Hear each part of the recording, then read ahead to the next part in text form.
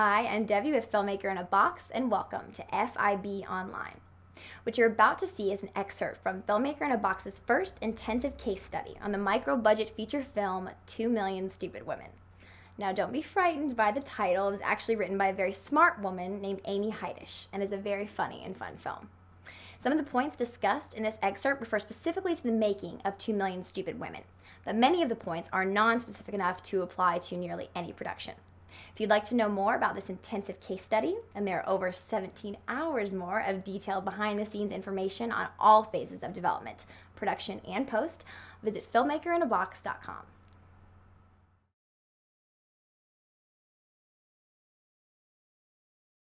That was sort of my mantra. We're going to make this movie for no money. We're going to have no names. I'm not a name, so the actors aren't going to be names. I've tried to make movies with names, and all that happens is it brings a lot of other baggage and a lot of other people, and then we never made a movie. So I thought, you know what, screw that. We're going to move forward. So we cast the right people for the roles, not based on who they were in the world, but based on their performance and all of that.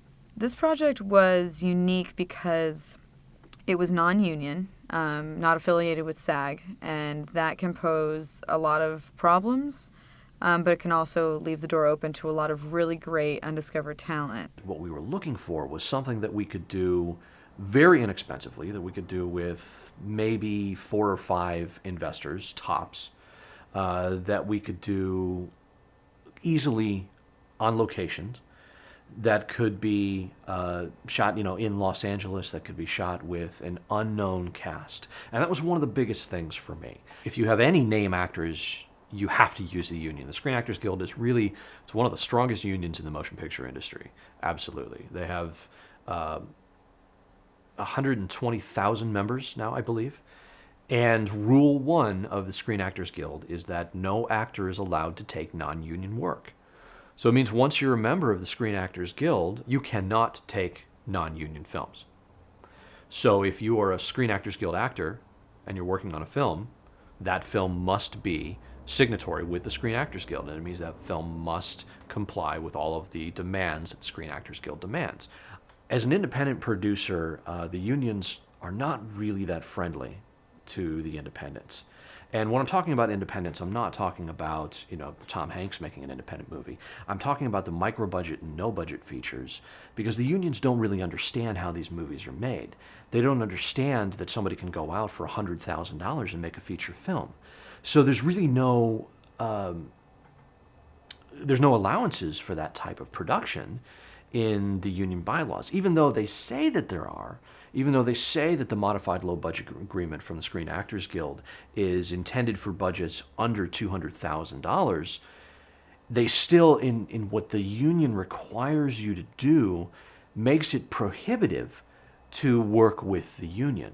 And the limitations that they put on the exhibition of the film is way, way too much. It's unreasonable in a micro-budget production. The Screen Actors Guild wants a modified low-budget project to be a theatrical release. Well, in this day and age, in the late 2000s, theatrical releases are extraordinarily difficult and extraordinarily expensive to get.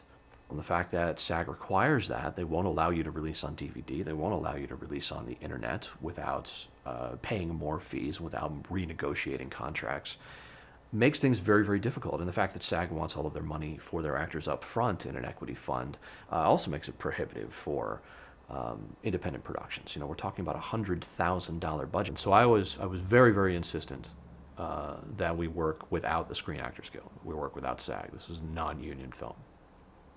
And that means all the rest of the unions are out too. SAG is the number one, it's the first one that comes in. And then as your production grows, you get IATSE that comes on, or the WGA, or the DGA, and the other unions that come in. But SAG is the number one governance, really, in the motion picture industry. Well, there was a couple reasons behind not having any names in it.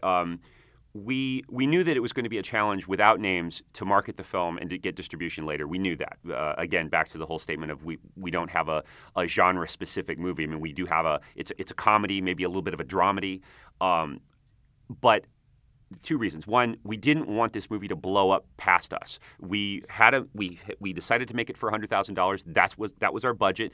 And the moment we would start adding, we did it basically with no names also because we didn't want to have a SAG contract.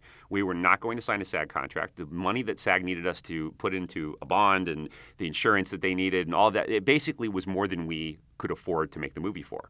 So we were very straight up with everyone about that. All of our actors at the time we were shooting, especially our leads, were all SAG eligible, but weren't in SAG at that point.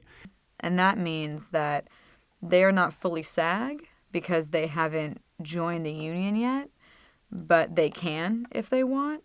However, they're not going to be penalized by the union for working on something non-union because they're not yet in the union. However, they have all their vouchers or, whatever. So they could join if they wanted to. So they have the opportunity, if you're SAG eligible, to do a union project, but to also do a non-union project and not have to worry about any, detrimental things happening because of that. So it was nice. They just all happened to be that for whatever reason. I mean, that was a factor too. When I was looking into people to bring in, I couldn't bring in SAG people. I couldn't bring in SAG actors because I didn't want us to fall in love with someone and then not be able to use them, not be able to have them in the project.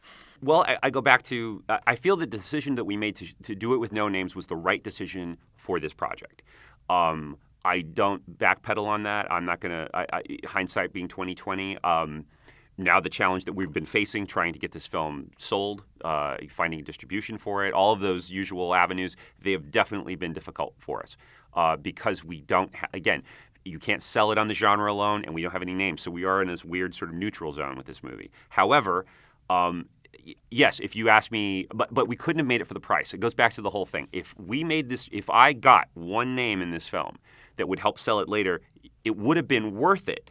But we would have been doing the very thing we had done on prior projects, which didn't come to fruition because what would happen is we couldn't have made the movie for $100,000.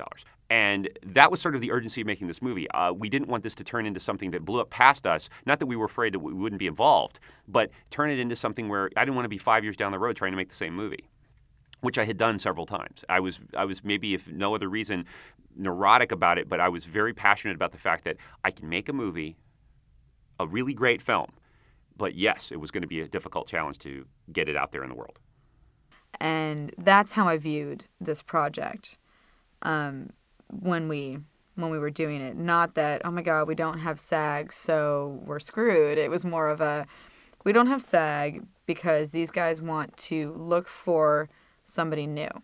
Again, as a director, I wanted the best actor for the part, and that didn't mean I couldn't have a name doing it, and I knew that there would be a challenge later selling the movie. But I wanted to make the best film that I could make.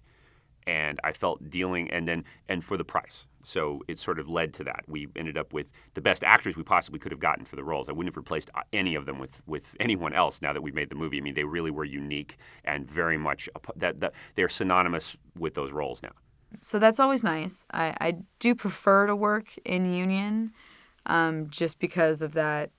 The pool of talent is a lot larger and you have more options in that sense. Though I don't discourage doing non-union at all, obviously, because I have had an amazing experience with that. And I will never say that if you try non-union, it's going to be, like you're not going to get anything, because that's just not the case. It's just not the case at all. For over 17 hours of additional videos and documents on all phases of the making of 2 Million Stupid Women, visit filmmakerinabox.com. Thanks for watching, and don't forget to subscribe to FIB Online for more great videos.